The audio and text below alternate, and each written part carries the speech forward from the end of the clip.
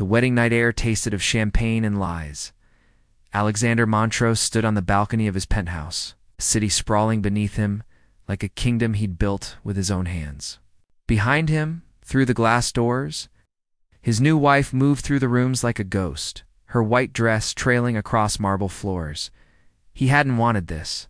Any of this, the sound of a door closing, made him turn. Lena stood in the doorway, still in her wedding gown, her dark hair loose around her shoulders. The moonlight caught the uncertainty in her eyes. "Your mother's asleep," she said quietly. "Noah, too." Alexander nodded, his jaw tight. 3 months since his mother's diagnosis. 3 months since she'd made him swear on his father's grave that he'd married Margaret Hart's daughter. 3 months to watch Eleanor Montrose fade like winter light. "You don't have to stay out here," Lena offered, her voice careful. "It's cold. I prefer the cold." She flinched, just barely. He noticed. He noticed everything about her. The way her hands never stopped moving. The protective fierceness in her eyes when anyone mentioned her son. The sadness she wore like a second skin. "Your mother told me," Lena said suddenly, "that you used to believe in love." Before, his fingers tightened around the railing. "My mother says a lot of things. She said you lost someone. That it broke something in you." Alexander's laugh was sharp, bitter. "Is this the part where we bond over shared trauma? Where I tell you about Sophia and you tell me about Noah's father?" Lena's face went pale. Don't. What? Ask questions. "You're my wife now, Lena. On paper, at least." "Exactly." On paper, her voice shook, but she held his gaze. "That's all this is. A promise to dying women. You don't get to dig into my past just because you put a ring on my finger." Something flickered in his chest. Respect, maybe, or recognition of a pain that matched his own. "Fair enough," he said quietly. The silence stretched between them, thick with unspoken things. The city hummed below, indifferent to their careful distance. "I'll take the guest room," Lena said finally. "Unless your mother asks." "She will. Then I'll lie." She turned to leave, then paused. "Alexander." He looked at her. For doing this, for giving Noah a chance at something better. Her gratitude felt like a knife between his ribs. He'd married her out of duty, signed away his freedom for a promise, and she thanked him as if he'd saved her life. Maybe he had. He didn't want to think about that. "Get some rest," he said, his voice rougher than he intended. "Tomorrow, the press will want photographs. We'll need to look convincing." She nodded and disappeared into the penthouse. Leaving him alone with the cold and the stars, Alexander pulled out his phone. Scrolling to the email he'd received that morning. The one he hadn't told anyone about? The private investigator's report on Lena Hart sat in his inbox, unopened. His mother had begged him not to dig, to trust Margaret's daughter, to give Lena the benefit of doubt, but Alexander Montrose hadn't built an empire on trust. His thumb hovered over the attachment, inside the penthouse. He heard Lena singing softly to Noah, a lullaby in a language he didn't recognize. Her voice cracked on the high notes. Raw and heartbreakingly human, he closed the email. Not tonight, but soon. Because Alexander had learned the hard way that everyone had. Secrets. And secrets, in his experience, always demanded payment. He just hoped, for his mother's sake, that Lena's wouldn't destroy them both. Inside, Lena pressed her back against the guest room door, her heart hammering. She watched Noah sleep, his small chest rising and falling with dreams of a future she'd lied to give him. Her phone buzzed.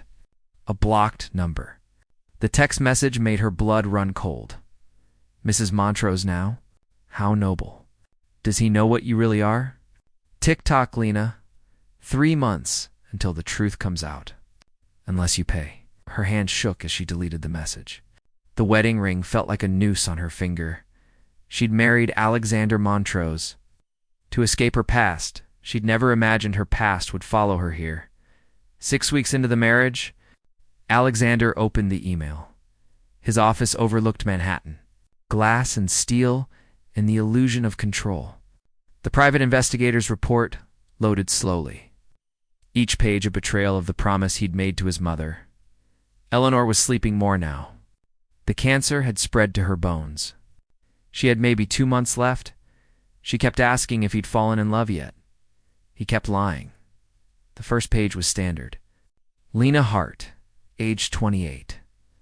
Born in Portland. Mother deceased. Father unknown. Worked at Riverside Diner for 4 years. Clean credit. No criminal record. The second page made him pause. Noah Hart, age 4. Birth certificate lists mother as Lena Hart. Father unknown. But underneath, a red flag note from the investigator. Hospital records show Lena Hart was never pregnant. No prenatal care. No delivery recorded at any hospital in Oregon or surrounding states. Alexander's chest tightened. The third page was a photograph. Lena, younger, thinner, standing outside a courthouse. The caption read, Lena Hart, witness in the disappearance case of Victoria and Marcus Colby.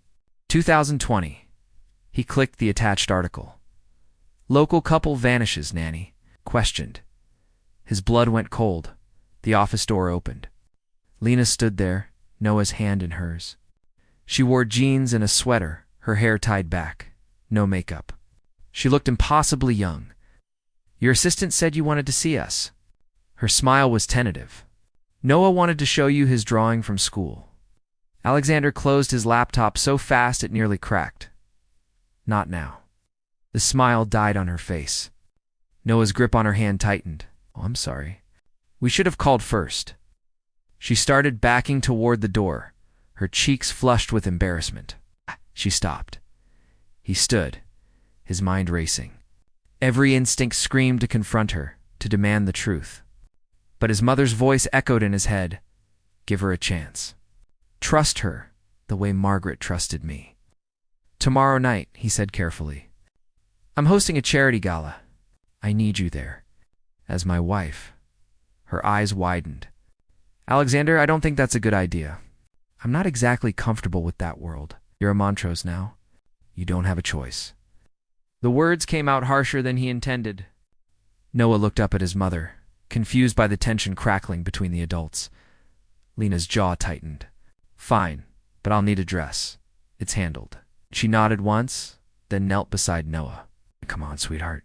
Let's go see Grandma Eleanor. As they left, Alexander heard Noah whisper, Why doesn't he like us, Mama? Her response was too quiet to hear. He opened the laptop again. The article stared back at him, damning and incomplete. Victoria and Marcus Colby disappeared October 2020. Last seen with their 4-year-old son. Nanny Lena Hart reported them missing. Police found signs of struggle. No bodies recovered. Case remains open. Their 4-year-old. Stunned. Alexander's stomach dropped. He pulled up Noah's birth certificate again. Date of birth. October 2019. He would have been 1-year-old when the Colbys vanished. He would have been, for now, the same age as the missing child. Alexander's hands shook as he reached for his phone. The investigator answered on the first ring. I need everything, Alexander said, his voice deadly calm. Hospital records. DNA, if you can get it. And I need to know what happened to that child. Mr. Montrose, are you sure you want to go down this road? Whatever I find might not be something you can come back from. Alexander looked at the photo of Lena and Noah leaving his office, visible through the glass walls. She was holding the boy close, whispering something that made him smile. I need to know who my wife really is. Understood. I'll have preliminary findings by tomorrow night. Alexander hung up and stared at the city below. Somewhere in this concrete jungle, his mother was dying, believing she'd brought her son back to love. Instead, she'd brought a ghost into their home. And ghosts, Alexander knew, always came with blood on their hands. That night, he found Lena in the kitchen. She was making tea, her movements quiet and practiced. When she saw him, she tensed. Couldn't sleep? She asked. Never can. He poured himself whiskey instead. Tell me about Noah's father. Her hands stilled on the kettle. Why? Because you're my wife.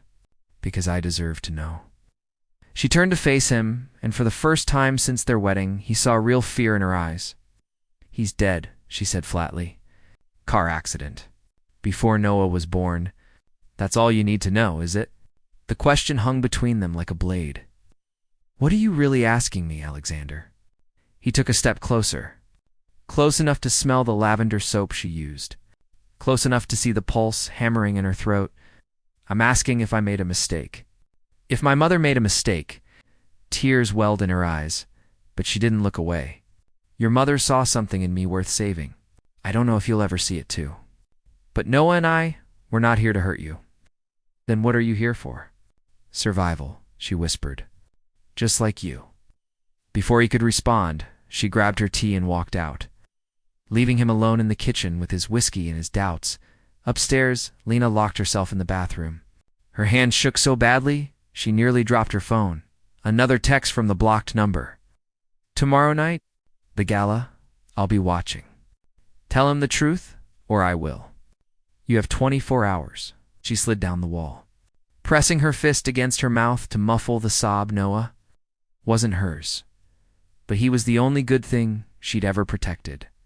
And tomorrow night, Alexander Montrose was going to find out exactly what kind of woman he'd married. The ballroom glittered like a jewelry box. All crystal chandeliers and champagne flutes and people who measured their worth in zeros. Lena descended. The marble staircase in a midnight blue gown that cost more than her car.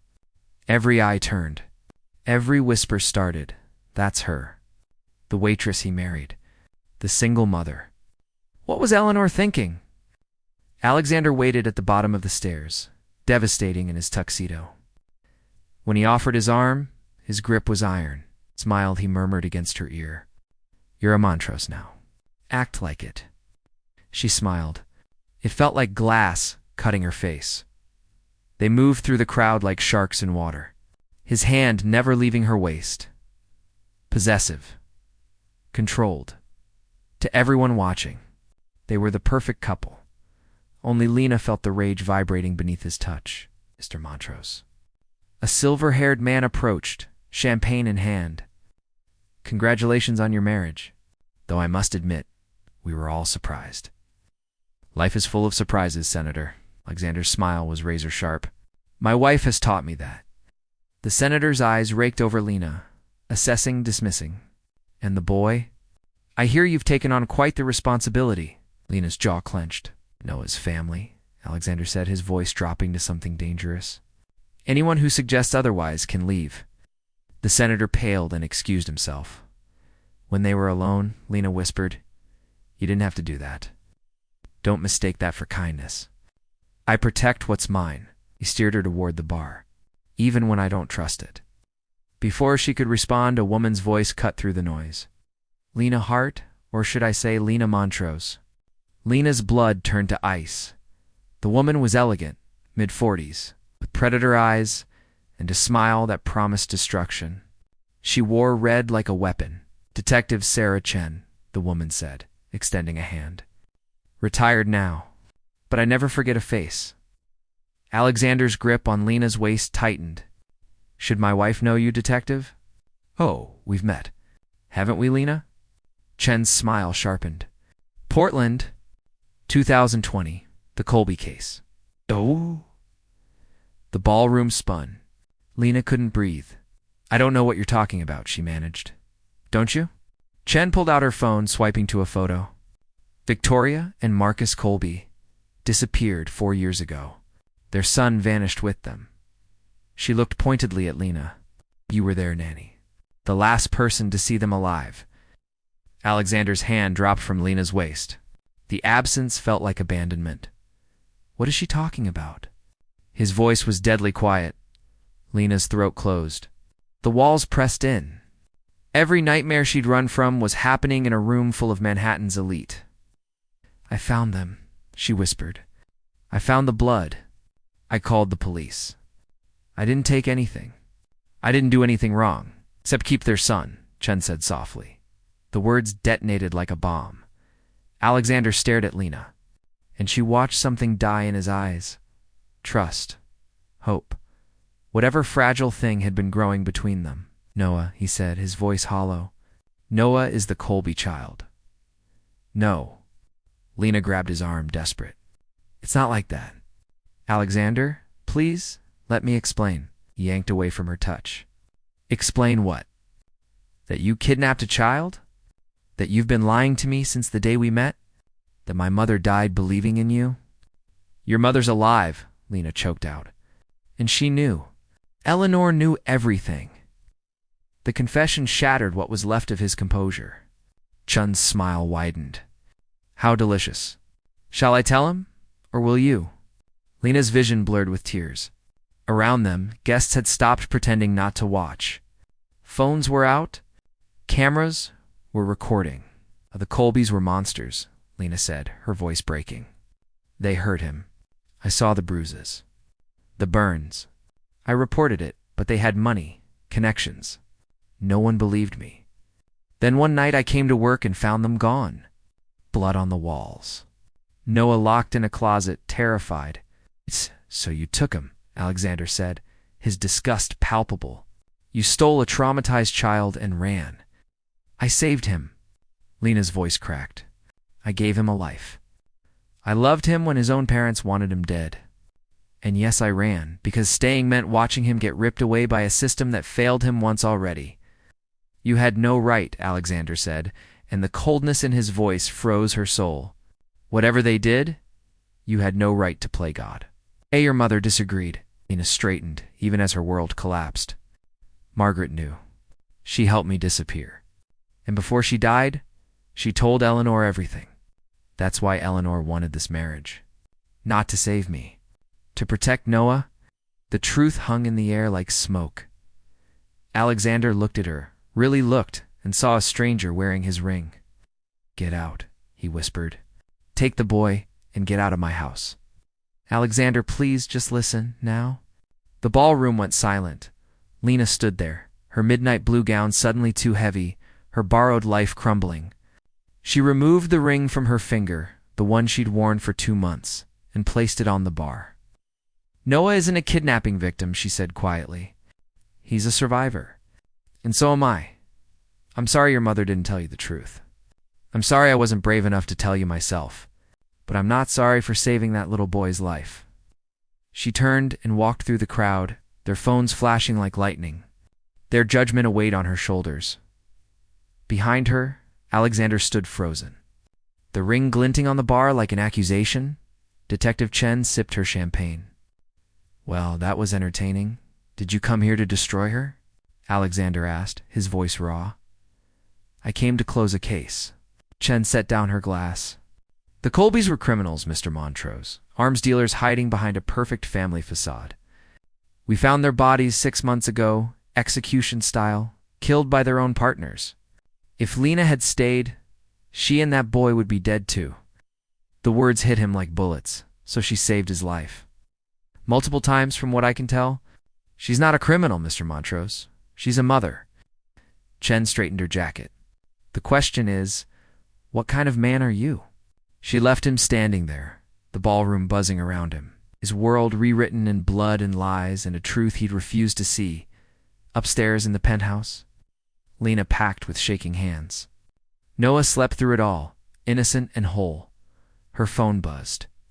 The blocked number again, but this time, the message was different, he told him.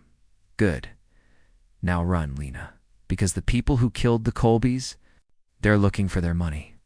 And they think Noah knows where it is. Lena's blood turned to ice. She grabbed Noah, still sleeping, and ran for the door. She made it 3 steps into the hallway before strong hands grabbed her arms. Alexander stood there, still in his tuxedo, his eyes red-rimmed and wild. Where are you going? He demanded. Somewhere safe. Alexander, let me go. You don't understand. They're coming for him. I have to run. No, his grip tightened. You're not running anymore. Neither of you. You threw me out. I was wrong. The confession tore from him. I was angry and scared and wrong. Lena, if what Chen said is true, if people are hunting you, then running makes you prey. What are you saying? His jaw set with determination. I'm saying you're still my wife. Noah is still under my protection. And anyone who comes for him comes through me. Lena stared at him, tears streaming down her face. Why? Why would you help me after everything? Alexander's voice softened, breaking on the edges. Because my mother believed in you. Because that little boy deserves better than I got tonight. And because somewhere in this mess, I stopped seeing you as an obligation and started seeing you as someone worth fighting for. In his arms. Noah stirred awake, confused and frightened by the tension. Mama? He whispered. Lena pulled him close, her eyes locked on Alexander's. Are you sure? She asked. Once you're in this, there's no going back. Alexander reached out and touched Noah's hair, gentle in a way she'd never seen. I'm already in. Behind them, the elevator dinged. The doors opened. 3 men in black stepped out. Guns already drawn. Everything happened in seconds. Alexander shoved Lena and Noah behind him as the first gunshot shattered the hallway mirror. Glass rained like diamonds. Noah screamed. The panic room, Alexander barked. End of the hall. Code is your birthday. What about you? Lena's voice cracked with terror. Go. She ran, clutching Noah to her chest, his small body trembling against hers. Behind them, more gunshots, shouting, the sound of flesh hitting marble. The panic room door was steel, seamless. Lena's hands shook so badly she mistyped the code twice. On the third try, it opened. She threw herself and Noah inside, slamming the button to seal the door. The locks engaged with a hydraulic hiss. Through the security monitors, she watched Alexander fight like a man possessed. He'd grabbed one of the guns, was using the hallway's corners for cover, but he was outnumbered. Mama, I'm scared, Noah sobbed. I know, baby. I know. She couldn't look away from the screens. Couldn't stop watching the man who'd sworn to protect them risk everything. One of the attackers went down. Then another. But the third got behind Alexander. Lena saw it before he did. No, she whispered. No, no, no. The gun pressed against Alexander's spine. On the screen, she saw his face. Saw him look directly at the camera. At her. Something that looked like peace. The attacker's voice came through the audio system. Where's the woman and the kid? Dead, Alexander lied without hesitation. Killed in the crossfire. Check the other room if you don't believe me. Lena's heart stopped. He was giving them time. Sacrificing himself to buy her and Noah a chance? Boss ain't gonna like that, the attacker said. That kid was supposed to know where Colby hid the money. Then I guess you failed. Alexander's voice was steady, calm. Kill me or don't. Either way, you lose. The gun cocked. Lena made a decision. She looked at Noah, memorizing his face. Baby, I need you to be very brave for me. Can you do that? Mama, don't go out there, I have to. She cupped his face, her tears falling onto his cheeks. There's a phone in that drawer. If I don't come back in 5 minutes, you call the number programmed under Grandma. You tell her everything. Promise me, Mama, please. Promise me, Noah. His little voice broke. I promise. She kissed his forehead, then disabled the locks. The door opened silently. Lena stepped into the hallway, her hands raised. Wait. 3 pairs of eyes turned to her. The attacker holding Alexander looked surprised, then pleased. The nanny lives. Let him go, Lena said, her voice steadier than she felt. I'm the one you want. I'm the one who knows where the Colbys hid everything. Alexander's eyes widened with fury. Lena, what are you doing? Saving you. She looked at him, really looked, trying to memorize every detail. The way you saved us? The attacker grabbed her arm, his gun now pressed to her temple. Smart girl. Where's the kid? Safe. And he'll stay that way as long as I'm alive. That's the deal. You're in no position to make deals. Actually, a new voice said from the elevator, she is. Detective Chen stepped out, her retired status apparently very flexible. Behind her, a dozen armed officers filled the hallway. NYPD, drop your weapons. What happened next was chaos. The attackers tried to run to fight, but they were outgunned and outmaneuvered. Within minutes, all 3 were on the ground. Hands cuffed, Chen walked over to Lena and Alexander, who'd collapsed against the wall, bleeding from his shoulder. "You called?" Chen said to Lena. "Ah!" Before the gala, "I knew they were coming. I just didn't know when."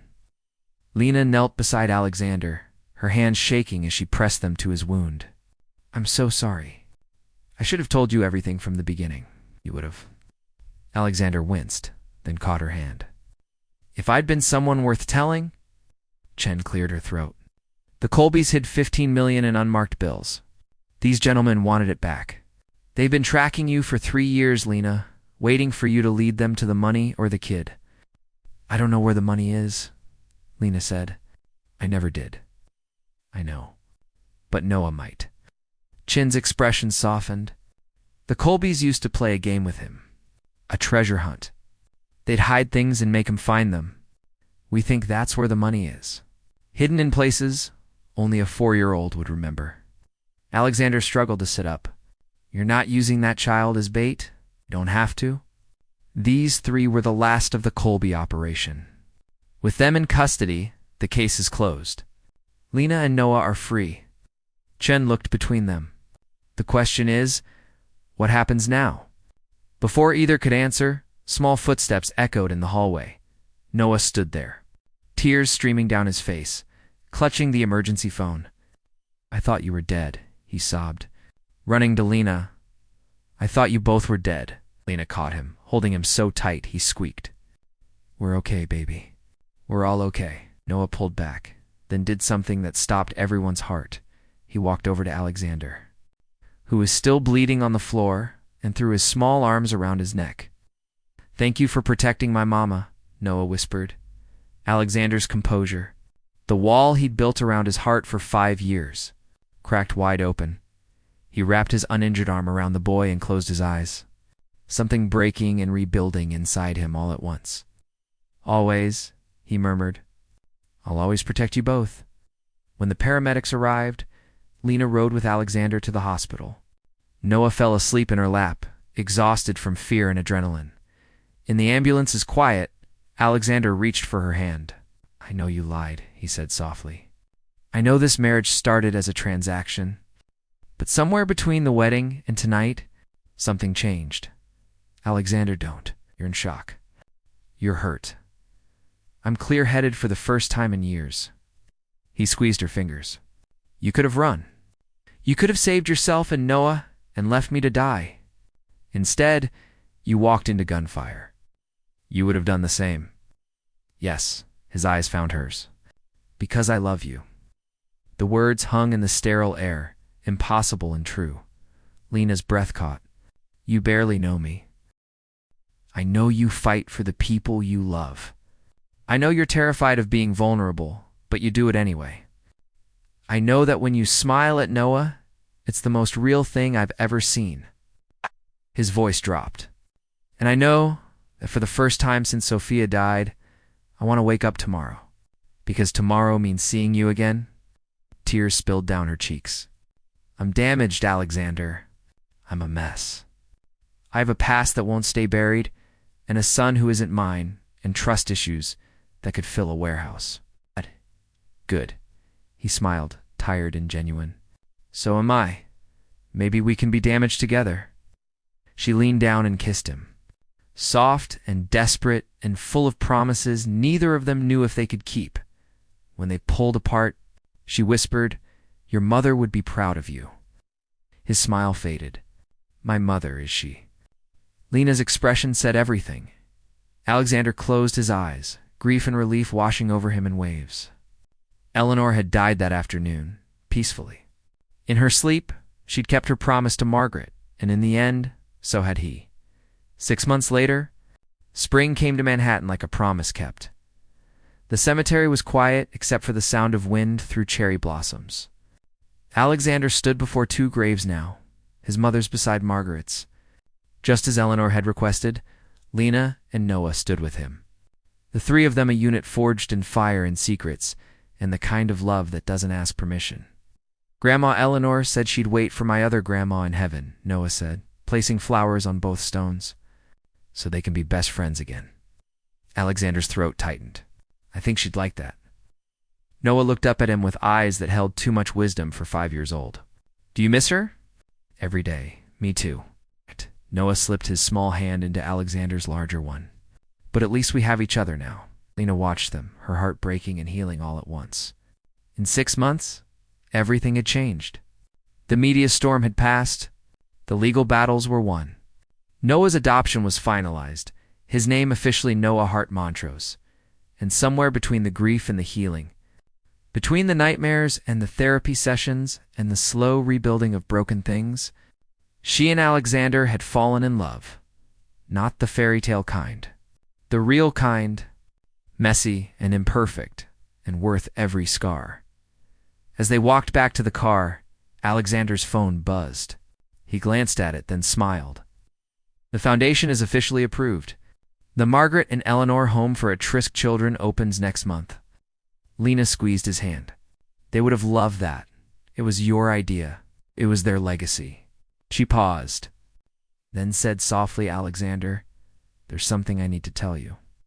He stopped walking, concern flashing across his face. What's wrong? Nothing's wrong. Everything's right. Maybe too right. She took a breath. I'm pregnant. The world stopped. Alexander stared at her, his expression unreadable. Noah, who'd run ahead, was too far away to hear. You're sure? Alexander's voice was barely a whisper. 3 tests. All positive. Her eyes searched his face. I know we didn't plan this. I know it's fast. If you need time to process, I understand. He pulled her into his arms so suddenly she gasped. I don't need time, he said against her hair. I need you. Both of you. All of you. She felt his tears on her neck, the way his hands shook as they held her. I thought I was broken, he confessed. After Sophia, after everything, I thought I'd used up my chance at happiness. But you and Noah, you brought me back to life. We saved each other, she whispered. That's what people who love each other do? Noah ran back to them, sensing something important had happened. Why are you crying? Is everything okay? Alexander knelt down to his level. Everything's perfect, buddy. How would you feel about being a big brother? Noah's eyes went wide. Really? I get a brother? Or a sister? We don't know yet. Lena laughed through her tears. But yes. Noah threw his arms around both of them. And they stood there in the cemetery, the 3 of them soon to be 4. A family built on ashes and promises, and the kind of love that refuses to quit.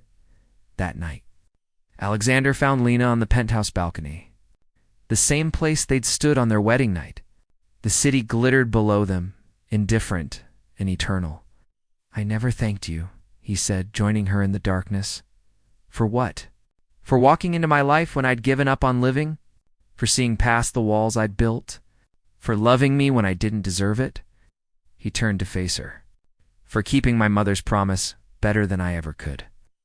Lena touched his face, her wedding ring catching the starlight. The real one. The one he'd given her 3 months ago when he'd proposed for real.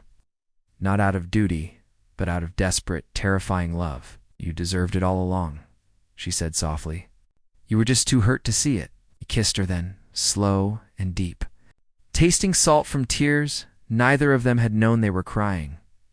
Inside, Noah slept peacefully, his nightmares finally fading, his world finally safe, and somewhere beyond the stars, 2 old friends smiled. Their promise kept in ways they'd never imagined. Eleanor Montrose had sworn her son would marry Margaret Hart's daughter. What she'd really done was give 4 broken souls a chance to become whole. Alexander pulled back, resting his forehead against Lena's. I love you. I should have said it sooner, said it more, but I love you in ways I didn't know were possible. I know, she whispered. I've always known. How? Because you chose us. Every single day, even when it was hard, even when you were scared, you chose us. She placed his hand on her stomach. And now we're choosing this together. The wind carried the scent of cherry blossoms from the cemetery. Miles away but somehow present, a reminder of endings that became beginnings. No more secrets? Alexander asked. No more secrets, Lena promised. Just us. Just this. He held her as the city sparkled below. Two damaged people who'd found each other in the darkness and decided to build a light. It wasn't the love story anyone had expected, but it was theirs, and that made it perfect. Years later, when people asked how they fell in love, they never knew quite how to answer. How do you explain that love isn't always the lightning bolt, the love at first sight, the fairy tale? Sometimes love is a promise made at a deathbed. Sometimes it's a sacrifice in a hallway. Sometimes it's choosing to trust when every instinct screams to run. Sometimes love is simply to people, broken in all the right places, deciding that broken together is better than whole apart. Alexander and Lena Montrose built their empire not on money or power, but on the foundation of second chances and kept promises. Noah grew up knowing he was chosen, loved, wanted. His little sister arrived in December, named Eleanor Margaret, carrying the legacy of two women who'd believed in love when everyone else had stopped, and on quiet nights, when the city slept and the stars watched, Alexander would find Lena on their balcony and pull her close. "Thank you," he'd whisper, the same words he'd said 1,000 times. "For what?" She'd always ask, though she knew the answer. "For saving me." "You saved yourself," she'd reply. The same truth every time. "I just showed you how." The cycle of trauma had broken. The chain of pain had ended. In its place, something new had grown. Hope, family, love, not despite the scars, but because of them. And in the end, that was the only promise that ever really mattered. The promise to keep trying, to keep loving, to keep believing that broken things can heal if you give them time and tenderness, and the courage to trust again. Alexander Montrose had married a single mother to honor his dying mother's wish. What he'd found instead was the reason his heart had been broken in the first place. So it could break open and let the light back in. The end.